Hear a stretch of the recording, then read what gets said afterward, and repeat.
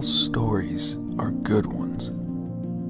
However, what makes this story so special is that he had absolutely no idea what he was doing. So I had to redo everything, redo the tabs and everything. This is Thyial. Although Thyial had little experience with machinist tools, he decided to give the project a try, because if there was one thing he did have, it was a fat ass. I mean, probably some grit and determination as well, but yeah. Now, our story picks up back at the shop. He had just finished crafting the main shafts and the coupling attachments. Looks like all he has left is to make the female couplers and the hammerhead. Unbeknownst to you kind folks, Thyial was saving the hardest part for last. But we can't just jump to the end of the story, can we? Of course not. That's like eating your dessert before the main course. And we don't do that now, do we? Dinner's ready. You better not be eating ice cream again. Let's check in and see how he's doing. He seems to be starting with the female coupler, an obvious choice to help shake off the rust. Although this is still unfamiliar territory, he does have a bit of experience turning the old couplers, so I imagine this will be a piece of cake.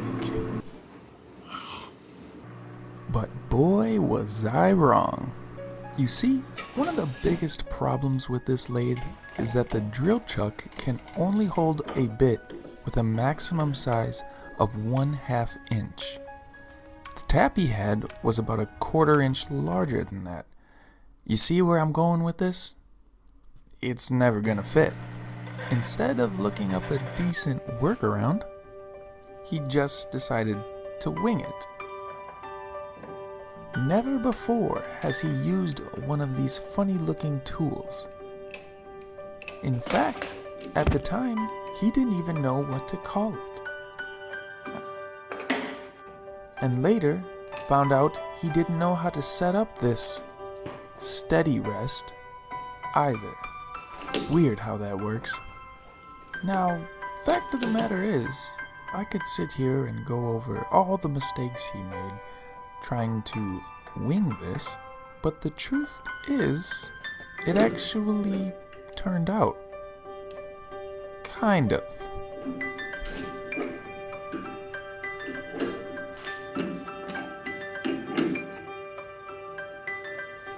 And here's what I mean.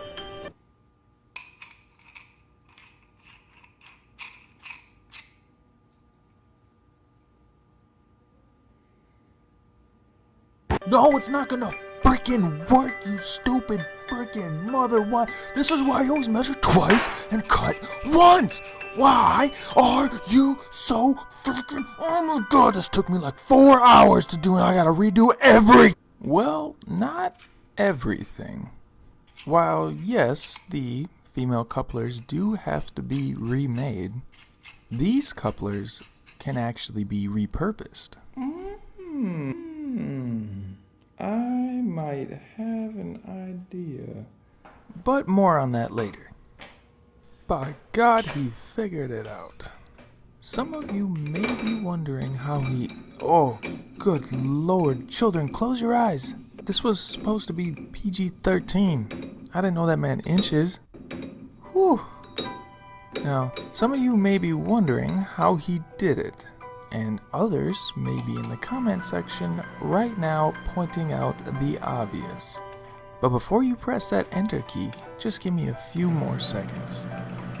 You would be surprised to know that Thyial remembered he was in fact in a machine shop, where if some piece of metal, for example, didn't fit inside, let's say, a 1/2 inch chuck, that he could actually use a lathe to make that piece of metal fit.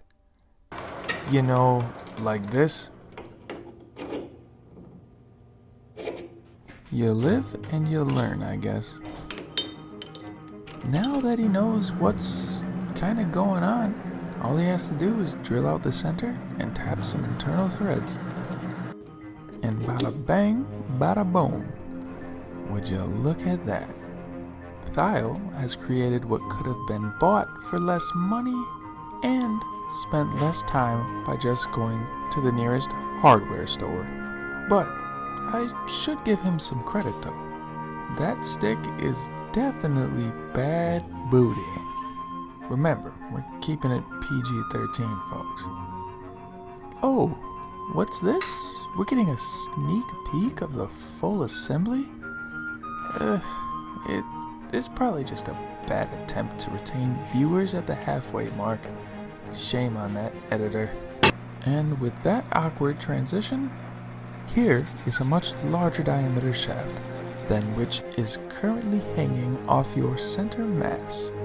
This shaft was forged ages ago by a very tiny blacksmith in the heart of a dying star. I mean, I was surprised too that regular carbide inserts could cut through so easily.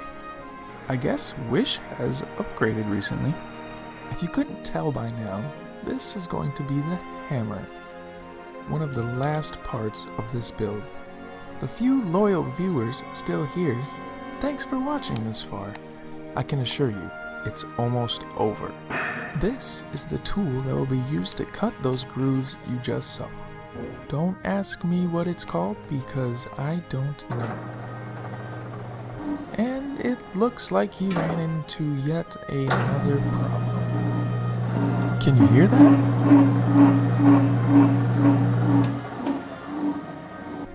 You remember this clip? Yeah, this is where it all started. You see, apparently you're not supposed to remove your material from the chuck before you finished if you're using a 3-jaw. Otherwise you get some weird concentric axes. But Thyial didn't care. He was so close to finishing this project, he just wanted to be done. So he rammed that mother in there.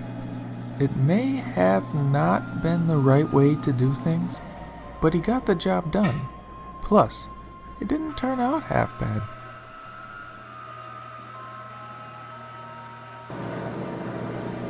Now, it's time to cut this bad boy off and put a shaft in him.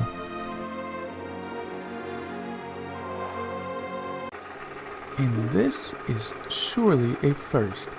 Instead of eyeballing this hole, he's actually whipping out some precision tools. Good for him. For those who don't know, what he was doing there was trying to find the center of the hammer in order to start drilling. The wobbly looking tool is called an edge finder, and if you want a good tip to help you with the ladies, let me just say they're a lot like drill bits. If you don't keep them lubed up, they won't appreciate it. And just like that, we have a hole. And back to the lathe we go. The next part is very similar to making the female couplers.